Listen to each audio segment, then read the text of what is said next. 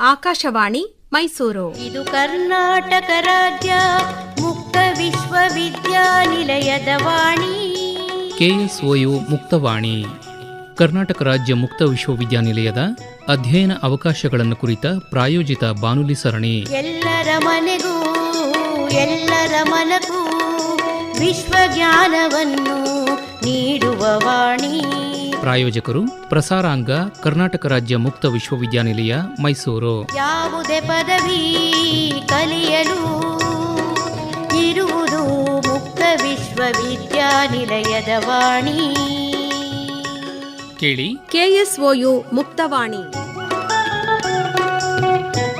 ಕರ್ನಾಟಕ ರಾಜ್ಯ ಮುಕ್ತ ವಿಶ್ವವಿದ್ಯಾನಿಲಯದ ಪ್ರವೇಶಾತಿ ಹಾಗೂ ಅಧ್ಯಯನ ಅವಕಾಶಗಳನ್ನು ಕುರಿತು ಕರ್ನಾಟಕ ರಾಜ್ಯ ಮುಕ್ತ ವಿಶ್ವವಿದ್ಯಾನಿಲಯದ ಸನ್ಮಾನ್ಯ ಕುಲಪತಿಗಳಾದ ಪ್ರೊಫೆಸರ್ AP ಜ್ಞಾನಪ್ರಕಾಶ್ ಅವರೊಂದಿಗಿನ ಸಂದರ್ಶನದ 2ನೇ ಭಾಗ. ಪ್ರೊಫೆಸರ್ ಜ್ಞಾನಪ್ರಕಾಶ್ ಅವರೇ, ನಮಸ್ಕಾರ. ನಮಸ್ಕಾರ. ಕರ್ನಾಟಕ ರಾಜ್ಯ ಮುಕ್ತ ವಿಶ್ವವಿದ್ಯಾನಿಲಯದ ಪ್ರವೇಶ ಪ್ರಕ್ರಿಯೆ ಯಾವಾಗ ಆರಂಭ ಆಗಿದೆ, ಎಲ್ಲಿವರೆಗೂ ನಡೆಯುತ್ತೆ, ಮತ್ತು ಅರ್ಜಿ ಸಲ್ಲಿಸೋದು ಹೇಗೆ? ಜೂನ್ 22ಕ್ಕೆ ಪ್ರವೇಶಾತಿ ಈಗಾಗಲೇ ಶುರುವಾಗಿದೆ. ಸೆಪ್ಟೆಂಬರ್ 15 ಲಾಸ್ಟ್ ಡೇಟ್ ಇದೆ. ಅದರ ಮಧ್ಯದಲ್ಲಿ ನೀವು ಎಲ್ಲಿರ್ತಿರೋ ಅದೇ ಪ್ಲೇಸಲ್ಲೇ ನಮ್ಮಲ್ಲಿ ಒಟ್ಟು 39 ಪ್ರಾದೇಶಿಕ ಕೇಂದ್ರಗಳಿದ್ದಾವೆ. ಸುಮಾರು 120 ಕಲಿಕಾ ಕೇಂದ್ರಗಳಿದ್ದಾವೆ. ಫಸ್ಟ್ ನೀವು ಅಡ್ಮಿಷನ್ ಆಗಬೇಕು ಅಂತಂದರೆ ನಿಮ್ಮ ಮನೆಯಲ್ಲೇ ಕೂತ್ಕೊಂಡು ಇಲ್ಲ ಯಾವುದಾದ್ರೂ ಒಂದು ಕಂಪ್ಯೂಟರ್ ಸೆಂಟ್ರಿಗೆ ಹೋಗ್ಬಿಟ್ಟು ಆನ್ಲೈನಲ್ಲೇ ಅಪ್ಲಿಕೇಶನ್ ಹಾಕೋಂಥ ಅವಕಾಶ ಇದೆ ನಿಮಗೆ. ಆನ್ಲೈನಲ್ಲಿ ಅಪ್ಲಿಕೇಶನ್ ಹಾಕಿದ ನಂತರ ನಮ್ಮ ಕಲಿಕಾ ಕೇಂದ್ರಗಳಿಗೆ ಇಲ್ಲಾಂದ್ರೆ ರೀಜನಲ್ ಸೆಂಟರ್ಸ್ ಅಂತ ಏನಿರ್ತದೋ ಅಲ್ಲಿ ಹೋಗ್ಬಿಟ್ಟು ನಿಮ್ಮ ಡಾಕ್ಯುಮೆಂಟ್ಗಳನ್ನೆಲ್ಲ ವೆರಿಫಿಕೇಷನ್ ಮಾಡಿಬಿಟ್ಟು ನಿಮ್ಮ ಅಡ್ಮಿಷನ್ ಪ್ರೋಸೆಸ್ನ ನೀವು ಕಂಪ್ಲೀಟ್ ಮಾಡಬಹುದು. ಯಾವ್ಯಾವ ಕೌಶಲ್ಯಾಧಾರಿತ ಕಾರ್ಯಕ್ರಮಗಳು ಅಥವಾ ಉದ್ಯಮ ಆಧಾರಿತ ಕೋರ್ಸ್ಗಳು ಲಭ್ಯ ಇದೆ? ಮತ್ತು ಬಹಳಷ್ಟು ಜನ ಕೇಳೋ ಸಾಮಾನ್ಯವಾದ ಪ್ರಶ್ನೆ, KSOU ನೀಡೋ ಪದವಿಗಳಿಗೆ ಮಾನ್ಯತೆ ಇದೆಯಾ ಅಂತ. ಕನ್ವೆನ್ಷನಲ್ ಯೂನಿವರ್ಸಿಟಿಗಳಿಗೂ ನಮಗೂ ಯಾವುದೇ ವ್ಯತ್ಯಾಸ ಇಲ್ಲ. ನಮ್ಮ ವಿದ್ಯಾರ್ಥಿಗಳು ಏನು ಡಿಗ್ರಿ ತಗೊಂಡು ಯಾವುದೇ ಕೆಲಸಕ್ಕೆ ಅಪ್ಲಿಕೇಶನ್ ಹಾಕ್ತಾರೋ ಅದೇ ರೀತಿ ಬೇರೆ ಕನ್ವೆನ್ಷನಲ್ ಯೂನಿವರ್ಸಿಟಿಯಲ್ಲಿ ಡಿಗ್ರಿ ಪಡೆದಂಥ ವಿದ್ಯಾರ್ಥಿಗಳು ಕೂಡ ಅವ್ರಿಗೂ ಕೂಡ ಅದೇ ಪ್ರೊಸೀಜರ್ ಇರ್ತದೆ. ಬಟ್ ಸಮ್ಮರಿ ನಿಮಗೆ ಹೇಳಬೇಕು ಅಂತಂದರೆ ನಮಗೂ ಮತ್ತು ಬೇರೆ ವಿಶ್ವವಿದ್ಯಾಲಯದ ಡಿಗ್ರಿಗಳಿಗೂ ಯಾವುದೇ ರೀತಿಯ ಡಿಫ್ರೆನ್ಸ್ ಇಲ್ಲ. ಇದು ಒಂದು ಪಾಯಿಂಟು. ಇದು ಎಲ್ಲರೂ ಕೂಡ ಇದನ್ನು ಮನದಟ್ಟು ಮಾಡ್ಕೊಳ್ಬೇಕು. ನಮ್ಮಲ್ಲಿ ಓದಿರೋವಂಥ ವಿದ್ಯಾರ್ಥಿಗಳು ಈಗ KAS IAS ಆಫೀಸರ್ಗಳಿದ್ದಾರೆ, ಬೇರೆ ಬೇರೆ ಇಲಾಖೆಗಳಲ್ಲಿಯೂ ಕೂಡ ಇದ್ದಾರೆ, ಜೊತೆಗೆ ಬೇರೆ ಬೇರೆ ದೇಶಗಳಲ್ಲಿ ಕೂಡ ಕೆಲಸ ಮಾಡೋಂಥರಿದ್ದಾರೆ. ಹಾಗಾಗಿ ಕೀಳಿರಿಮೆ ಏನು ಬೇಕಾಗಿಲ್ಲ. ಎಲ್ಲ ಡಿಗ್ರಿಗಳು ಕೂಡ ಒಂದೇ ಅನ್ನೋದನ್ನು ಫಸ್ಟ್ ಹೇಳೋದಕ್ಕೆ ಇಷ್ಟಪಡ್ತಾ ಇದ್ದೀನಿ. ಇನ್ನೂ ಒಂದು ಮುಖ್ಯವಾದ ವಿಷಯ ಅಂತಂದರೆ ಈ ಸಾಂಪ್ರದಾಯಿಕ BA BCom MA ಕೋರ್ಸ್ಗಳ ಜೊತೆಗೆ ಇತ್ತೀಚಿನ ದಿನಗಳಲ್ಲಿ ತುಂಬ ಡಿಮ್ಯಾಂಡ್ ಇರೋಂಥ ಸಬ್ಜೆಕ್ಟ್ಗಳು ಅಂದರೆ BCA MCA MBA, ಅದ್ರ ಜೊತೆಗೆ ಈ ಸಾಫ್ಟ್ವೇರ್ಗೆ ಸಂಬಂಧಪಟ್ಟಂಥ ಕೋರ್ಸ್ಗಳು ಕೂಡ ನಮ್ಮಲ್ಲಿದ್ದಾವೆ. ಅದ್ರ ಜೊತೆಗೆ ಡಿಪ್ಲೊಮಾ ಮತ್ತು ಸರ್ಟಿಫಿಕೇಟ್ ಕೋರ್ಸ್ಗಳು ಕೂಡ ಇದೆ. ಆರ್ಟಿಫಿಷಿಯಲ್ ಇಂಟೆಲಿಜೆನ್ಸು, ಮೆಷಿನ್ ಲರ್ನಿಂಗಿಗೆ ಸಂಬಂಧಪಟ್ಟಂಥ ಕೋರ್ಸ್ಗಳಿದ್ದಾವೆ ನಮ್ಮ ಹತ್ರ. ಸೊ ವಿದ್ಯಾರ್ಥಿಗಳು ಕೇವಲ ಪದವಿ ಪಡೆದು ಕೆಲಸ ಇಲ್ದಂಗೆ ಇರೋದಕ್ಕಿಂತಲೂ ತಮ್ಮ ಕೌಶಲ್ಯವನ್ನು ಹೆಚ್ಚಿಸಿಕೊಂಡು ಸ್ವಾವಲಂಬಿಗಳು ಆಗೋದಕ್ಕೆ ಇದು ತುಂಬ ಸಹಕಾರಿ ಇದೆ. KSOU ಹೆಚ್ಚಿನ ಗುಣಮಟ್ಟದ ಶಿಕ್ಷಣವನ್ನು ಕೊಡ್ತಾ ಇದ್ದೀವಿ. ಈ ಬೋಧನಾ ಕ್ರಮ ಇರ್ಬೋದು, ಮೂಲಭೂತ ಸೌಕರ್ಯ ಇರ್ಬೋದು, ಆಡಳಿತಾತ್ಮಕವಾಗಿಯೂ ಕೂಡ ಪಾರದರ್ಶಕತೆ ನಾವು ಮೇಂಟೈನ್ ಮಾಡಬೇಕು ಅಂತ ಹೇಳ್ಬಿಟ್ಟು ನಮ್ಮ ಎಲ್ಲ ಅಧಿಕಾರಿಗಳಿಗೂ ಕೂಡ ನಾನು ತಿಳಿಸಿದ್ದೀನಿ. ಅದರ ಜೊತೆಗೆ A+ ಶ್ರೇಣಿಯನ್ನು ಕೂಡ ಪಡೆದುಕೊಂಡಿದೆ. ಕೆಲವು ವಿಶ್ವವಿದ್ಯಾಲಯಗಳಿಗೆ ಮಾತ್ರ A+ ಶ್ರೇಣಿ ಇದೆ. ಅದರಲ್ಲಿ ನಮ್ಮದು ಕೂಡ ಒಂದು ಅಂತ ಹೇಳೋದಕ್ಕೆ ತುಂಬ ಸಂತೋಷ ಆಗ್ತದೆ. ಅದರ ಜೊತೆಗೆ ಇಡೀ ದೇಶದಲ್ಲಿ NIRF ರ್ಯಾಂಕಿಂಗು ನಮ್ಮದು ಇಡೀ ದೇಶಕ್ಕೆ 2ನೇ ಸ್ಥಾನದಲ್ಲಿದೆ. ಹಾಗಾಗಿ ಈಗ ವಿದ್ಯಾರ್ಥಿಗಳು ಕೂಡ ನೋಡ್ತಾರೆ ಕ್ವಾಲಿಟಿ ಆಫ್ ದಿ ಯೂನಿವರ್ಸಿಟಿ ಹೇಗಿದೆ, ಈ ಯೂನಿವರ್ಸಿಟಿಗೆ ಸೇರಿದರೆ ನಮಗೆ ಮುಂದೆ ಬೆಲೆ ಇದೆನೋ ಇಲ್ವೋ, ನಮ್ಮ ಡಿಗ್ರಿಗಳಿಗೆ ಬೆಲೆ ಇದೆನೋ ಇಲ್ಲ ಅಂತ ಜನರಲಿ ಇದು ಎಲ್ಲರಿಗೂ ಬಂದೇ ಬರ್ತದೆ. ಹಾಗಾಗಿ ನಮ್ಮ ವಿಶ್ವವಿದ್ಯಾಲಯ ತುಂಬ ಒಳ್ಳೆಯ ಗುಣಮಟ್ಟವನ್ನು ಕಾದ್ಕೊಂಡು ನ್ಯಾಕಲ್ಲಿ A+ ಶ್ರೇಣಿಯನ್ನು ಅದರ ಜೊತೆಗೆ NIRF ಅಲ್ಲಿ ಕೂಡ ನಮ್ಮದು ಒಳ್ಳೆಯ ರ್ಯಾಂಕಿಂಗ್ ಇದೆ ಅಂತ ಹೇಳೋದಕ್ಕೆ ಇಷ್ಟಪಡ್ತೀನಿ ನಾನು. ವಿದ್ಯಾರ್ಥಿ ವೇತನವನ್ನೇನಾದರೂ ನೀಡ್ತೀರಾ ಅಥವಾ ಆರ್ಥಿಕ ನೆರವನ್ನೇನಾದರೂ ನಿಮ್ಮಲ್ಲಿ ಓದುವಂತಹ ವಿದ್ಯಾರ್ಥಿಗಳಿಗೆ ನೀಡ್ತಾ ಇದ್ದೀರಾ ಸರ್? ಸೊ ಖಂಡಿತವಾಗಿ ನಾವು ವಿದ್ಯಾರ್ಥಿಗಳಿಗೆ ಆರ್ಥಿಕವಾಗಿಯೂ ಕೂಡ ನಾವು ತುಂಬ ಸಹಾಯ ಮಾಡ್ತಾ ಇದ್ದೀವಿ. ಸಮಾಜದ ಹಿಂದುಳಿದ ವರ್ಗಗಳು, ಪರಿಶಿಷ್ಟ ಜಾತಿ, ಪರಿಶಿಷ್ಟ ಪಂಗಡ, ಜೊತೆಗೆ ಆರ್ಥಿಕವಾಗಿ ಹಿಂದುಳಿದ ಪ್ರತಿಭಾವಂತ ವಿದ್ಯಾರ್ಥಿಗಳಿಗೆ ಸರ್ಕಾರದ ನಿಯಮಾನುಸಾರ ಸಿಗುವ ಎಲ್ಲ ರೀತಿಯ ವಿದ್ಯಾರ್ಥಿ ವೇತನಗಳು ನಮ್ಮಲ್ಲಿಯೂ ಕೂಡ ಇದ್ದಾವೆ. ಈ ಅಲ್ಪಸಂಖ್ಯಾತರಿಗೆ ಅಲ್ಪಸಂಖ್ಯಾತ ಇಲಾಖೆಯಿಂದ ನಮಗೆ ಕಳೆದ ವರ್ಷ 15 ಕೋಟಿ ಸ್ಯಾಂಕ್ಷನ್ ಆಗಿತ್ತು. ಈ ವರ್ಷ 5 ಕೋಟಿ ಈಗಾಗಲೇ ಸ್ಯಾಂಕ್ಷನ್ ಆಗಿದೆ. ಅಲ್ಪಸಂಖ್ಯಾತ ವಿದ್ಯಾರ್ಥಿಗಳು ಅಂತಂದರೆ ಮುಸ್ಲಿಮು, ಕ್ರೈಸ್ತ, ಇನ್ನು ಬೇರೆ ಬೇರೆ ಏನು ಬರ್ತದಲ್ಲ ಅವರಿಗೆ ನಾವು ಉಚಿತ ಶಿಕ್ಷಣ ಕೊಡ್ತಾ ಇದ್ದೀವಿ. ನಾವು KSRTC ಇರ್ಬೋದು, BMTC ಇರ್ಬೋದು, ಇನ್ನು ಬೇರೆ ಬೇರೆಯವರಿಗೆ ಕೂಡ ನಾವು 10% ಫೀಸಲ್ಲಿ ಕನ್ಸೆಷನ್ ಕೊಡ್ತೀವಿ. ಈಗ SC ST ಹುಡುಗರಿಗೆ ಈಗ ಸರ್ಕಾರದಿಂದನೇ ಫೀಸು ಮರುಬರಿಕೆ ಆಗ್ತದೆ. ಈಗಾಗಲೇ ನಿಮಗೆ ಗೊತ್ತಿದೆ, ಬೇರೆ ಬೇರೆ ಸ್ಕಾಲರ್ಶಿಪ್ ಪೋರ್ಟಲಿಂದ ಹುಡುಗರು ಅಪ್ಲೈ ಮಾಡಿಬಿಟ್ಟು ಅವರು ಕೂಡ ವಿದ್ಯಾರ್ಥಿ ವೇತನವನ್ನು ಪಡ್ಕೊಳ್ಬೋದು. ಜೊತೆಗೆ ನಾವೇನು ಮಾಡ್ತೀವಿ SC ST ಹುಡುಗರಿಗೆ ಅಂತಂದರೆ ತುಂಬ ನಾಮಿನಲ್ ಆಗಿ, ಫಾರ್ ಎಕ್ಸಾಂಪಲ್ ಏನಾದರೂ ಒಂದು 10,000 ರೂಪಾಯಿ ಫೀಸ್ ಇದೆ ಅಂತಂದರೆ ನಾವು ಅವ್ರ ಹತ್ರ 1-1.5 ಸಾವಿರ ತಗೊಂಡ್ಬಿಟ್ಟು ನಾವು ಅವರಿಗೆ ಅಡ್ಮಿಷನ್ಸ್ ಕೊಡ್ತೀವಿ. ಆದ ನಂತರ ಕಂಡೀಷನಲ್ಲಾಗಿ ಅವರಿಗೆ ಫೆಲೋಶಿಪ್ಪು, ಸ್ಕಾಲರ್ಶಿಪ್ಪು ಅವ್ರ ಅಕೌಂಟಿಗೆ ಹಣ ಬಂದಾಗ ಅವರು ನಮಗೆ ಮರುಬರಿಕೆ ಮಾಡೋಂಥ ವ್ಯವಸ್ಥೆ ಕೂಡ ನಮ್ಮ ವಿಶ್ವವಿದ್ಯಾಲಯದಲ್ಲಿ ಇದೆ. ಈ ಆನ್ಲೈನ್ ತರಗತಿಗಳು, ಪಠ್ಯ ಸಾಮಗ್ರಿಗಳು, ಶೈಕ್ಷಣಿಕ ಸಮಾಲೋಚನೆ ಅಂದರೆ ಅಕಾಡೆಮಿಕ್ ಕೌನ್ಸಿಲಿಂಗು ಮತ್ತು ಪರೀಕ್ಷೆ ವಿಷಯದಲ್ಲಿ ಯಾವ ರೀತಿಯ ಬೆಂಬಲ ವ್ಯವಸ್ಥೆ ತಮ್ಮಲ್ಲಿದೆ ಸರ್? ದೂರ ಶಿಕ್ಷಣದಲ್ಲಿ ವಿದ್ಯಾರ್ಥಿಗಳಿಗೆ ಬೆಂಬಲವೇ ಅತ್ಯಂತ ಮುಖ್ಯ. ನಾವು ಅತ್ಯುನ್ನತ ಗುಣಮಟ್ಟದ ಸ್ವಯಂ ಕಲಿಕಾ ಪಠ್ಯಪುಸ್ತಕಗಳು ಅಂದರೆ ಸೆಲ್ಫ್ ಲರ್ನಿಂಗ್ ಮೆಟೀರಿಯಲ್ನ ಮುದ್ರಿಸಿ ವಿದ್ಯಾರ್ಥಿಗಳಿಗೆ ನೇರವಾಗಿ ಅಡ್ಮಿಷನ್ ಆದ ತಕ್ಷಣ ನಾವು ಕೊಡ್ತೀವಿ. ಇದು ಸೆಲ್ಫ್ ಲರ್ನಿಂಗ್ ಮೆಟೀರಿಯಲ್ಸ್ ಅಂತಂದರೆ, ಫಾರ್ ಎಕ್ಸಾಂಪಲ್ ಈಗ BA ಒಬ್ಬ ಹುಡುಗ ಓದ್ತಾ ಇದ್ದಾನೆ ಅಂತಂದರೆ HEP ಅಂತ ಏನಾದರೂ ಸಬ್ಜೆಕ್ಟ್ ತಗೊಂಡ್ರೆ ಅದು ಪೂರ್ತಿ ಹಿಸ್ಟ್ರಿ, ಎಕನಾಮಿಕ್ಸು, ಪೊಲಿಟಿಕಲ್ ಸೈನ್ಸ್ಗೆ ಸಂಬಂಧಪಟ್ಟಂಗೆ ಸಿಲೆಬಸ್ ಏನಿರ್ತದೋ ಅದನ್ನು ಪೂರ್ತಿ ಟೆಕ್ಸ್ಟ್ ಬುಕ್ ಟೈಪು ಆ ಹುಡುಗರಿಗೆ ಮೆಟೀರಿಯಲ್ ಕೊಡ್ತೀವಿ. ಈವನ್ ಲ್ಯಾಬ್ ಇರೋಂಥ ಹುಡುಗರಿಗೂ ಕೂಡ ನಾವು ಪ್ರಾಕ್ಟಿಕಲ್ಗೆ ಸಂಬಂಧಪಟ್ಟಂಗೆ ಮೆಟೀರಿಯಲ್ ಕೊಡ್ತೀವಿ. ಈಗ ಅವರು ಏನು ಓದೋದಕ್ಕೆ ಏನೇನು ಬೇಕೋ ಪ್ರತಿಯೊಂದು ಮೆಟೀರಿಯಲ್ಲು ಕೂಡ ನಾವು ವಿದ್ಯಾರ್ಥಿಗಳಿಗೆ ಒದಗಿಸ್ತೀವಿ. ಅವರು ಅಡ್ಮಿಷನ್ ಆದ ನಂತರ ವಿದ್ಯಾರ್ಥಿಗಳು ಏನು ಮಾಡಬೇಕು ಅಂತಂದರೆ, ಅವರು ನಾವು ಕೊಟ್ಟಿರೋಂಥ ಸೆಲ್ಫ್ ಲರ್ನಿಂಗ್ ಮೆಟೀರಿಯಲ್ಸ್ನ ತುಂಬ ಚೆನ್ನಾಗಿ ಓದ್ಕೊಂಡ್ಬಿಟ್ಟು ಒಳ್ಳೆ ಮಾರ್ಕ್ಸ್ ತೆಗೆಯೋದಕ್ಕೂ ಕೂಡ ಅವಕಾಶ ಇದೆ. ಇದ್ರ ಜೊತೆಗೆ ನಾವು ಆನ್ಲೈನ್ ತರಗತಿಗಳು ಕೂಡ ನಾವು ಮಾಡ್ತೀವಿ. ಆಮೇಲೆ ಅಧ್ಯಯನ ಕೇಂದ್ರಗಳಲ್ಲಿ ಕಾಂಟ್ಯಾಕ್ಟ್ ಕ್ಲಾಸಸ್ ಅಂತ ಮಾಡ್ತೀವಿ. ನಮ್ಮ ಸಿಲೆಬಸ್ ಏನಿರ್ತದಲ್ಲ ಅವರಿಗೆ ಮಕ್ಕಳಿಗೆ ಒಂದು ಸಮ್ಮರಿ ಇಲ್ಲ ಕಷ್ಟ ಇರುವಂಥದ್ದನ್ನು ಹೇಳ್ಕೊಡ್ಬೇಕು ಅಂತ ಹೇಳ್ಬಿಟ್ಟು ಸುಮಾರು 10% ಅಷ್ಟು ಸಿಲೆಬಸ್ನ ನಾವು ಕಾಂಟ್ಯಾಕ್ಟ್ ಕ್ಲಾಸಸ್ ಮುಖಾಂತರ ನಾವು ಅವರಿಗೆ ಹೇಳೋದ್ರ ಜೊತೆಗೆ ಅವರು ಓದಿ ಏನಾದರೂ ಅವ್ರಿಗೆ ಅರ್ಥ ಆಗದಿಲ್ಲದನ್ನು ಕೂಡ ನಾವು ಅಲ್ಲಿ ನಮ್ಮ ಕೇಂದ್ರಗಳಲ್ಲಿ ಕೂಡ ನಾವು ಮಾರ್ಗದರ್ಶನ ಮಾಡ್ತೀವಿ.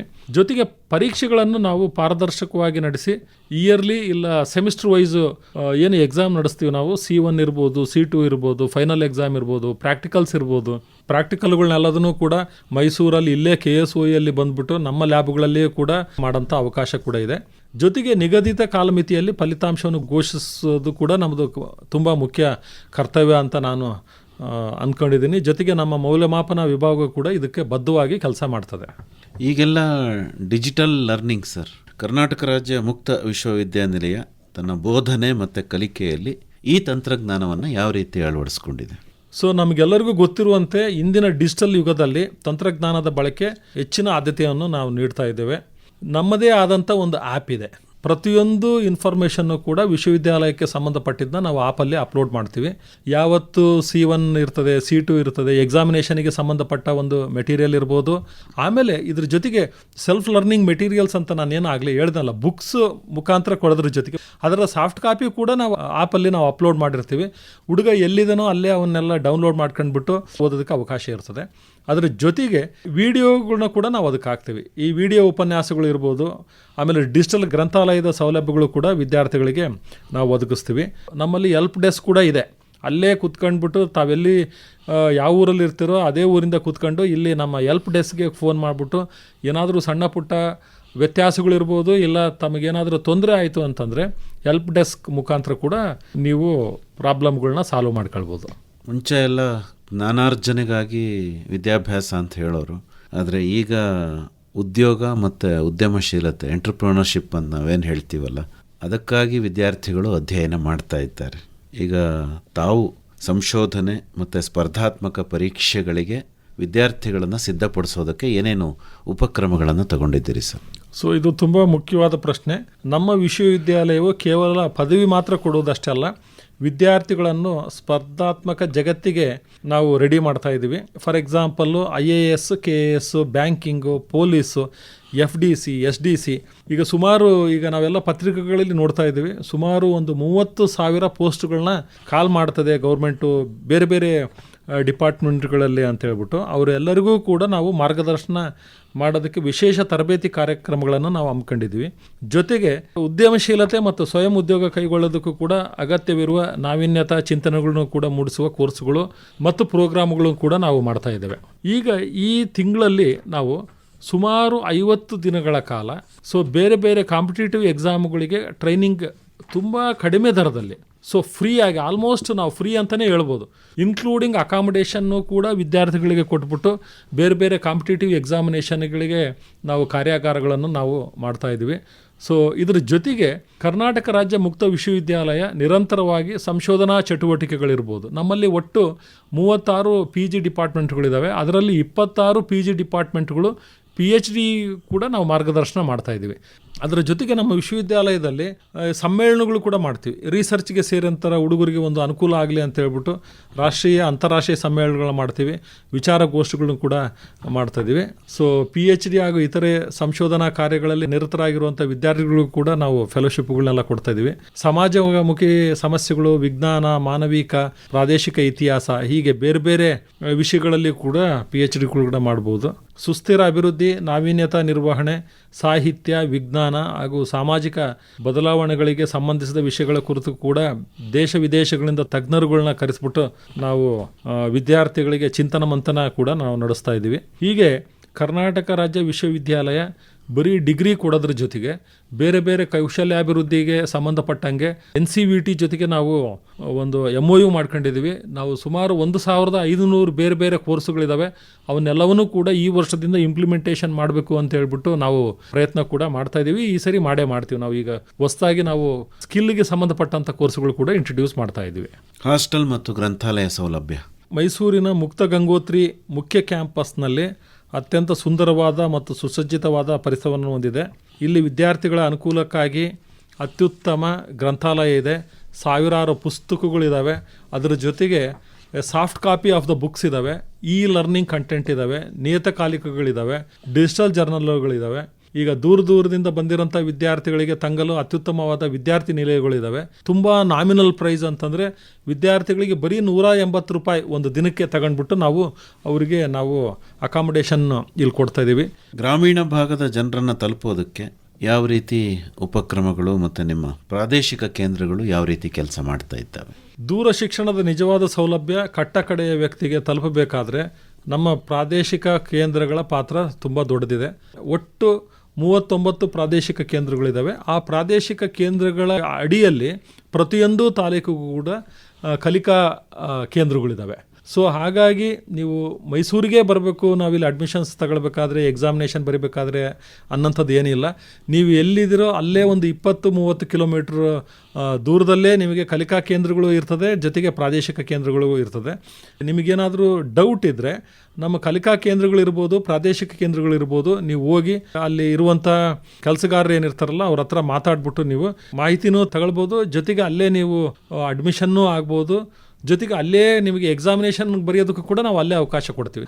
ಕೊನೆಯ ದಿನಾಂಕ ಸೆಪ್ಟೆಂಬರ್ 15 ನೀವು ಇದುವರೆಗೂ ಇನ್ನೂ ಅಡ್ಮಿಷನ್ ಆಗಿಲ್ಲ ಅಂತಂದರೆ ಇಮ್ಮಿಡಿಯೇಟ್ಲಿ ನೀವು ಆನ್ಲೈನಲ್ಲೇ ಅಡ್ಮಿಷನ್ ನೀವೇ ಮಾಡ್ಕೊಂಡ್ಬಿಟ್ಟು ನಿಮ್ಮ ಡಾಕ್ಯುಮೆಂಟ್ಗಳೆಲ್ಲ ತಗೊಂಡು ನಮ್ಮ ರೀಜನಲ್ ಸೆಂಟರ್ಸ್ಗೆ ಹೋಗ್ಬಿಟ್ಟು ಇವತ್ತೇ ನೀವು ಅಡ್ಮಿಷನ್ನ ಮಾಡ್ಕೊಂಡ್ರೆ ಒಳ್ಳೆಯದು ಅಂತ.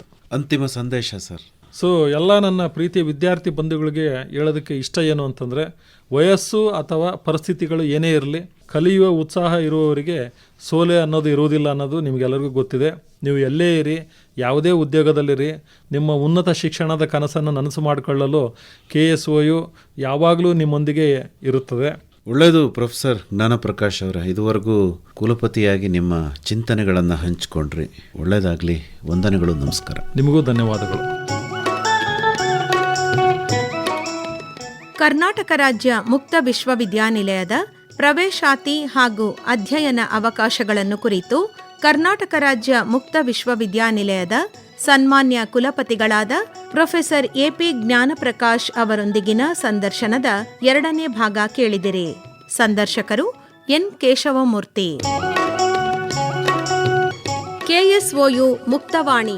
ಕರ್ನಾಟಕ ರಾಜ್ಯ ಮುಕ್ತ ವಿಶ್ವವಿದ್ಯಾನಿಲಯದ ಅಧ್ಯಯನ ಅವಕಾಶಗಳನ್ನು ಕುರಿತ ಪ್ರಾಯೋಜಿತ ಬಾನುಲಿ ಸರಣಿ ಕೇಳಿದಿರಿ. ಕಲಿಯಲು ಇಲ್ಲ ವಯಸ್ಸಿನ ಮಿತಿಯು, ಜೀವನಕ್ಕಿಲ್ಲ ಯಾವುದೇ ತಡೆಯು. ಕಾರ್ಯಕ್ರಮವನ್ನು ಪ್ರಾಯೋಜಿಸಿದವರು ಪ್ರಸಾರಾಂಗ ಕರ್ನಾಟಕ ರಾಜ್ಯ ಮುಕ್ತ ವಿಶ್ವವಿದ್ಯಾನಿಲಯ ಮೈಸೂರು. ಪುಸ್ತಕ ಪಾಠ, ಅಧ್ಯಾಪಕರ ಪ್ರವಚನ, ಮಾಹಿತಿ ಅಂಗೈಲೇ ಇರುವುದು. ಶೀರ್ಷಿಕೆ ಗೀತೆ ರಚನೆ ಡಾಕ್ಟರ್ R ಸಂತೋಷ್ ನಾಯಕ್. ರಾಗ ಸಂಯೋಜನೆ ಹಾಗೂ ಗಾಯನ G ಪುಷ್ಪಲತಾ. ಸಂಕಲನ ಎಸ್ ಲಕ್ಷ್ಮೀನಾರಾಯಣ. ನಿರ್ಮಾಣ ಎನ್ ಕೇಶವಮೂರ್ತಿ. ಕಲಿಯಲು ತಿಳಿಯಲು ಜಗವನು ತಿರುಗಲು ಮುಕ್ತ ವಿಶ್ವವಿದ್ಯಾಲಯವು ನಿಮ್ಮೊಂದಿಗೆ ಇರುವುದು.